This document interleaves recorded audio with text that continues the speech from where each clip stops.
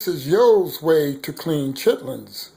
First, she soaks the chitlins overnight in a bucket or a pot with a couple of lemons.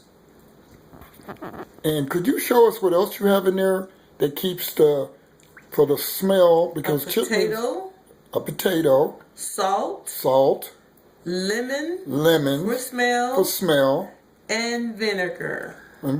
She also puts vinegar in there. The salt also helps to make it easier when you're deveining the chitlins from the fat.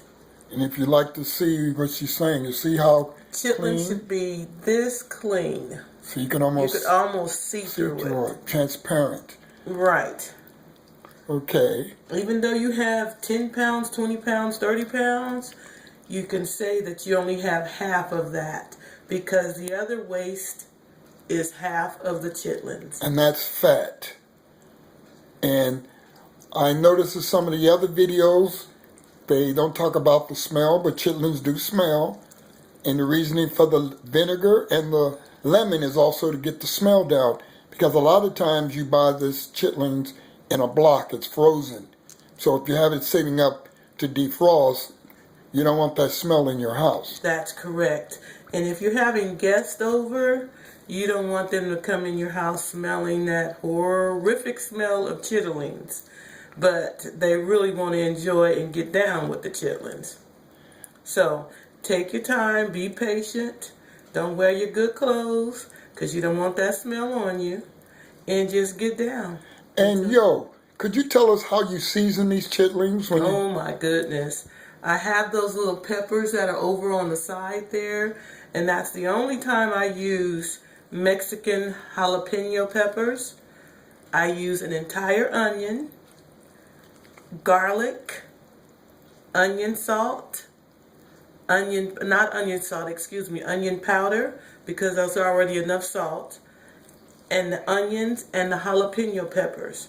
And when I say that goes to town, honey, that's good eating. It's so good, you know that piece that get caught up in the back of your mouth, up by your teeth, between your cheek and your lip. You take that finger and you rub it and you drag it down, and that's when you eat it. That's good eating right there.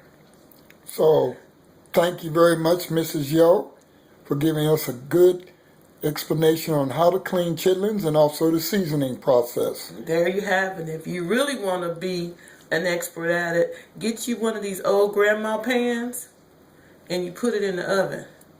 That way it's not boiling on top of the stove. It's in the oven baking. And what other meals would you have alongside your chitlins? Well, you know you got to have some greens to go with that, whether it be collard greens, mustard greens, a combination of cabbage and collards. Don't forget that candy yam. That definitely got to go with it. But some folks I know, they like to have rice with theirs.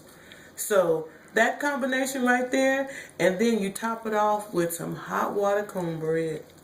Not corn, but cone.